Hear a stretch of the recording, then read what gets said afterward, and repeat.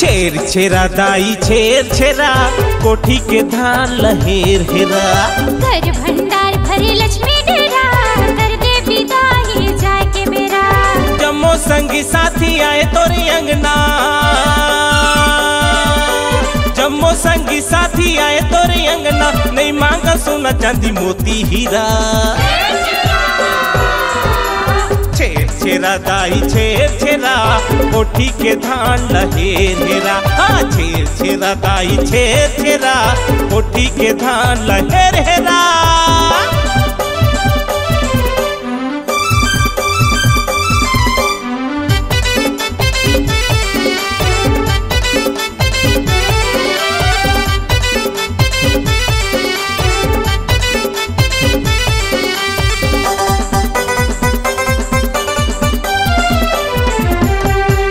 अरन भरन औ गुरसी भरन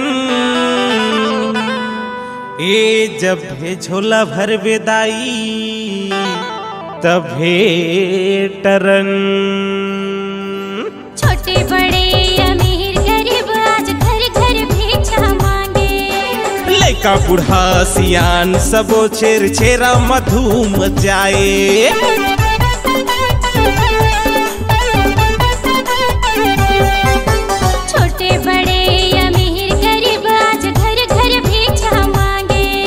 लड़का बूढ़ा सियान सबो छेर छेरा मधुम जाए।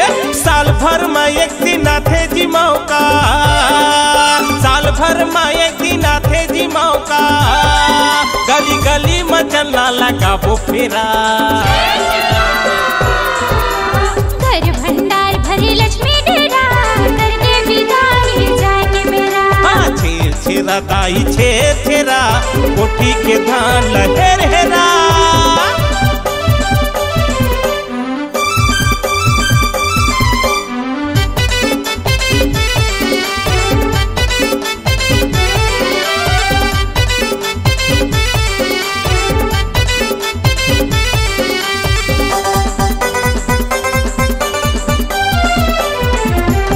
हाँ दान दिए माँ धन नहीं घटे,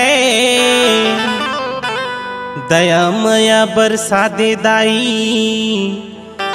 तोर मया मोर मन माँ बसे। जैसन तय हर देवेगा भैया वैसन तय हर पावेगा। हाँ एक मुठा धान के बदला सबों के आस पावेगा।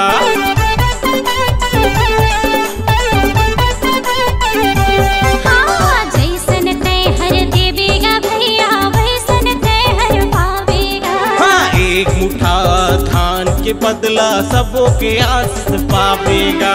पथरा छिन छिन महल बनाए, ये पथरा छिन छिन महल बनाए, ए घर तेरा न मेरा। छेर छेरा दाई छेर छेरा कोठी के धान लहेर हेरा। दान बूटी दे दे चूरे रोटी बरा, खागेस बुधाज मांगे छेर छेरा। जम्मो संगी साथी आए तोरे अंगना, जम्मो संगी साथी आए तोरे अंगना, नहीं मांगो सोना चांदी मोती हीरा। छेर छेरा दाई छेर छेरा कोठी के धान लहेर हेरा। घर भंडार भरे लक्ष्मी डेरा कर दे विदाई जाए के मेरा। जम्मो संगी साथी आए तोरे अंगना, जम्मो संगी साथी आए तोरे अंगना, नहीं मांगा सोना चांदी मोती हीरा। छेर छेरा दाई छेर छेरा कोठी के धान लहेर हेरा। हाँ घर भंडार भरे लक्ष्मी डेरा कर दे विदाई जाए के मेरा। दान बूटी दे दे चूरे रोटी बरा, खागेस बुधाज मांगे छेर छेरा। छेर छेरा दाई छेर छेरा कोठी के धान लहेर हेरा। हाँ छेर छेरा दाई छेर छेरा कोठी के धान लहेर हेरा। कोठी के धान लहेर हेरा, कोठी के धान लहेर हेरा।